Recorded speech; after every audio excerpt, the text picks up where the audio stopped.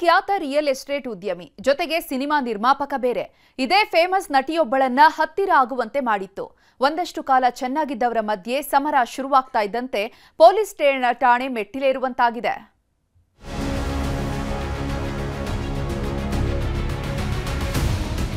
ಬಣ್ಣದ ಲೋಕವೇ ಹಾಗೆ. ಇಲ್ಲಿ ಯಾರು ಯಾರಿಗೆ ಪರಿಚಯ ಆಗ್ತಾರೋ, ಯಾರು ಯಾವಾಗ ದೂರ ಆಗ್ತಾರೋ ಹೇಳೋದಕ್ಕಾಗಲ್ಲ. ಆದ್ರೆ ಕೆಲವೊಬ್ಬರ ಜೀವನದಲ್ಲಿ ಬರೋರು ಆತ್ಮೀಯರಾದ್ರೆ ಇನ್ನು ಕೆಲವರು ಜೀವ ಹಿಂಡುರಾಗ್ತಾರೆ.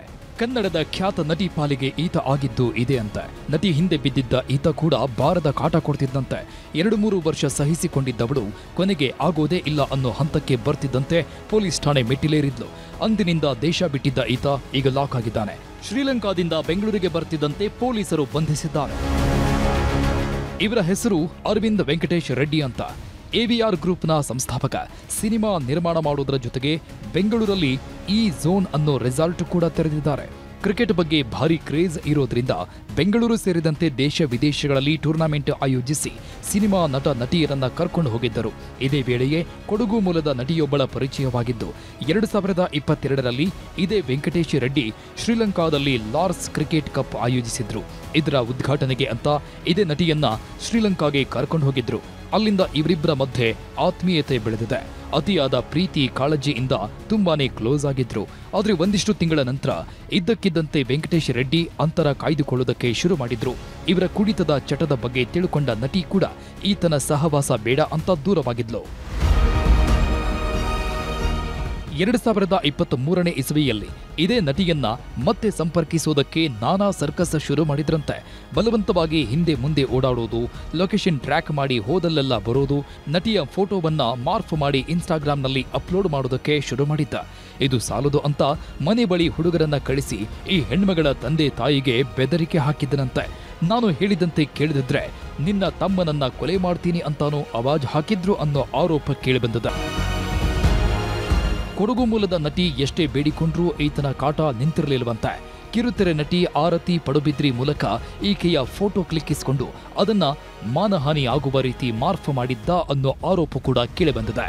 ಇದೆಲ್ಲದರಿಂದ ಬೇಸತ್ತ ನಟಿ 2024ರ ಜೂನ್ ತಿಂಗಳಲ್ಲಿ ರಾಜ್ಯ ಮಹಿಳಾ ಆಯೋಗದ ಅಧ್ಯಕ್ಷರಿಗೆ ದೂರು ನೀಡಿದ್ರು. ಹೀಗಾಗಿ RR ನಗರ ಪೊಲೀಸ್ ಠಾಣೆಯಲ್ಲಿ NCR ದಾಖಲಾಗಿತ್ತು. ಆದರೆ ಪೊಲೀಸರು ಸರಿಯಾದ ಕ್ರಮ ಕೈಗೊಳ್ಳಲಿಲ್ಲ ಅಂತ ನಗರ ಪೊಲೀಸ್ ಆಯುಕ್ತ ಸಿಮಂತ್ ಕುಮಾರ್ ಸಿಂಗ್ ಅವರೇ ಈಗ ಗೋವಿಂದರಾಜನಗರ ಪೊಲೀಸ್ ಠಾಣೆಗೆ ಕೇಸ್ ವರ್ಗಾಯಿಸಿದ್ದಾರೆ. ACP ಚಂದನ್ ಮತ್ತು ಇನ್ಸ್ಪೆಕ್ಟರ್ ಸುಬ್ರಹ್ಮಣಿ ನೇತೃತ್ವ ತಂಡ ರಚಿಸಿದ್ದಾರೆ. ಇದ ಕೇಸ್ ಫಿಟ್ ಆಗ್ತಿದ್ದಂತೆ ವೆಂಕಟೇಶ್ ರೆಡ್ಡಿ ಕಣ್ಮರೆಯಾಗಿದ್ದ. ಲುಕೌಟ್ ನೋಟಿಸ್ ಜಾರಿಗೊಳಿಸಿದ್ರಿಂದ ಶ್ರೀಲಂಕಾದಿಂದ ಇವತ್ತು ಬೆಂಗಳೂರಿಗೆ ಬಂದ ರೆಡ್ಡಿಯನ್ನ ಲಾಕ್ ಮಾಡಿದ್ದಾರೆ. FIR ಆಗುತ್ತೆ. FIR ಆದಮೇಲೆ ನಾವು ಮುಂದಿನ ತನಿಖೆಗಾಗಿ ಗೋವಿಂದರಾಜನಗರ ಪೊಲೀಸ್ ಠಾಣೆಗೆ ನಾವು ಕೊಡ್ತೀವಿ. ಆ ನಿಟ್ಟಿನಲ್ಲಿ ಇವತ್ತಿನ ಬೆಳಗಿನ ಜಾವ ಆತ ಶ್ರೀಲಂಕಾದಿಂದ ವಾಪಸ್ ಬೆಂಗಳೂರಿಗೆ ಬರಬೇಕಾದ್ರೆ ಆತನನ್ನು ಏರ್ಪೋರ್ಟಲ್ಲಿ ನಾವು ಲುಕೌಟ್ ಸರ್ಕ್ಯುಲರ್ ಹಾಕಿರ್ತೀವಿ, ಇಶ್ಯೂ ಮಾಡಿರ್ತೀವಿ. ಸೊ ಆ ಒಂದು ವಿಚಾರದಲ್ಲಿ ಆತನನ್ನು ನಾವು ಏರ್ಪೋರ್ಟಲ್ಲಿ ಅವನ ದಸ್ತಗಿರಿ ಮಾಡಿ ಆತನನ್ನು ಕರ್ಕೊಂಡ್ಬರ್ತೀವಿ. ಪೊಲೀಸರ ಕೈಯಲ್ಲಿ ಲಾಕ್ ಆಗಿರೋ ವೆಂಕಟೇಶ್ ರೆಡ್ಡಿ ಬೇರೆಯದ್ದೇ ಹೇಳ್ತಾ ಇದ್ದಾರಂತೆ. ನನ್ನ ಮೇಲೆ ಅದ್ಯಾಕೆ ದೂರು ಕೊಟ್ಟಿದ್ದಾರೋ ಗೊತ್ತಿಲ್ಲ. ಈಕೆಗಾಗಿ ನಾನು 3 ಕೋಟಿ ಖರ್ಚು ಮಾಡಿದ್ದೇನೆ. ಐಷಾರಾಮಿ ಮನೆ, ಸೈಟ್ ಗಿಫ್ಟ್ ಕೊಟ್ಟಿದ್ದೇನೆ. ಜೊತೆಗೆ ದುಬಾರಿ ಕಾರನ್ನೂ ಕೊಡಿಸಿದ್ದೇನೆ. ಆದರೆ ಈಕೆ ಮಾತ್ರ ಬೇರೊಬ್ಬನ ಜೊತೆ ಫಾರಿನ್ ಟ್ರಿಪ್ ಮಾಡ್ತಿದ್ದಾಳೆ ಅಂತ ಆರೋಪ ಮಾಡಿದ್ದಾರೆ.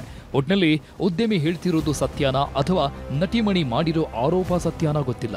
ಬೆಳಗ್ಗೆ ಬಂಧನವಾಗ್ತಾ ಇದ್ದಂತೆ ಸಂಜೆಯೇ ವೆಂಕಟರೆಡ್ಡಿಗೆ ಬೇಲ್ ಸಿಕ್ಕಿದ್ದು. ಪೊಲೀಸರ ತನಿಖೆ ನಂತರ ಸತ್ಯಾಸತ್ಯತೆ ಗೊತ್ತಾಗಬೇಕಿದೆ. ಕ್ಯಾಮರಾ ಪರ್ಸನ್ ಯೋಗೇಶ್ವರ ಜೊತೆ ಗಂಗಾಧರ ವಾಗಟ, ಕ್ರೈಮ್ ಬ್ಯೂರೋ, ನ್ಯೂಸ್ 18.